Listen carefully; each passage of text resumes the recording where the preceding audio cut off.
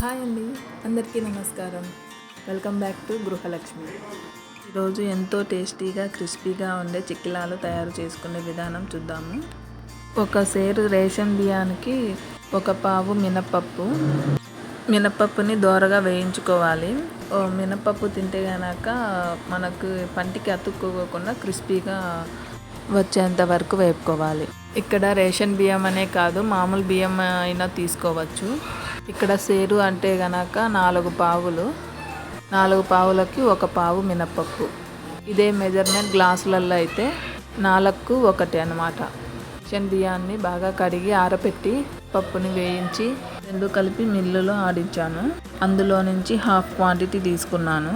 ఇప్పుడు ఇందులో రుచికి తగినంత కారము, రుచికి తగినంత ఉప్పు, కొద్దిగా జీలకర్ర, కొద్దిగా నువ్వులు వేశాను.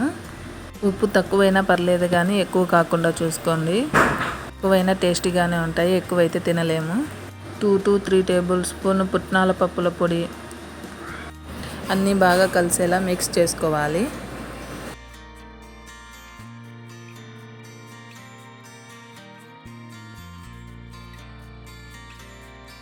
ఇప్పుడు ఇందులోకి 4 to 5 టేబుల్ స్పూన్స్ బటర్ వేసుకోవాలి. రూమ్ టెంపరేచర్లో ఉండాలి. పిండికి అంత పట్టేలా అంతా బాగా మిక్స్ చేసుకోవాలి. పిండిలో బటర్ మొత్తం కలిసేలా కలుపుకున్న తర్వాత అలా గట్టిగా పిండిని చేతిలోకి తీసుకొని నొక్కి చూస్తే కనుక అది ఉండలాగా రావాలి. నాకు అక్కడ రాలేదు, అది ఊడిపోతుంది, అందుకనే తక్కువ వచ్చింది. కాబట్టి ఇంకా కొంచెము వెన్న వేసి మళ్ళీ మిక్స్ చేశాను. వెన్న మొత్తము పిండిలో కలిసేలా కలుపుకొని మళ్ళీ చెక్ చేసుకోవాలండి, ఉండకట్టే విధంగా. అలా ముద్ద కట్టిందంటే కనుక వెన్న సరిపోయినట్లు అంతవరకు వేసుకోవాలి. నాకు మొత్తం మీద 5 టేబుల్ స్పూన్స్ వరకు పట్టింది వెన్న.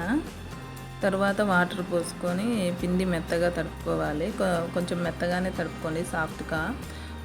గట్టిగా తడుపుకుంటే ఏంటంటే మనం మురుకులు ఒత్తుకునేటప్పుడు చేతులు బాగా నొప్పి వస్తాయి.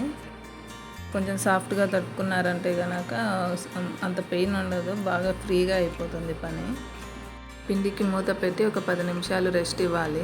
10 నిమిషాల తర్వాత మళ్ళీ పిండిని ఒకసారి బాగా కలుపుకొని కారాలు ఒత్తుకోవడానికి కొద్దిగా పిండిని తీసి ఉండ చేసుకొని పక్కన పెట్టుకోవాలి.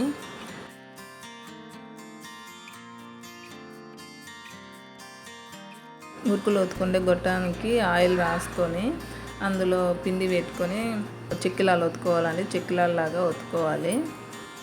1 స్టార్ ఉండే బిల్ల పెట్టానండి.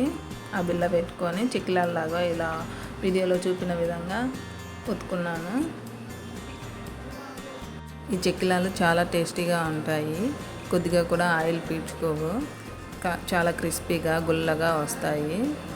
పిండిలో బటర్ ఎంత వేసుకోవాలని మనకు కరెక్ట్గా తెలియదండి, చెప్పలేము. మనము పిండిలో వేసుకొని అలా చెక్ చేసుకుంటే కనుక సరిపోతుంది. అంత వచ్చేంత వరకు మనకు బటర్ వేసుకోవాలి. బటర్ వద్దనుకున్న వాళ్ళు ఆయిల్ కూడా వేసుకోవచ్చు, కాకపోతే ఆయిల్ని కొంచెం వేడి చేసి వేసుకోవాలి. ఇలా అన్ని చెక్కిలాలు ఒత్తుకున్న తర్వాత వేడి నూనెలో వేసి డీప్ ఫ్రై చేసుకోవాలండి. నూనెలో వేసిన తర్వాత 1-2 నిమిషాల వరకు వాటిని కదపద్దు. ఆ తర్వాత గోల్డెన్ బ్రౌన్ వచ్చేంత వరకు వేపుకోవాలండి.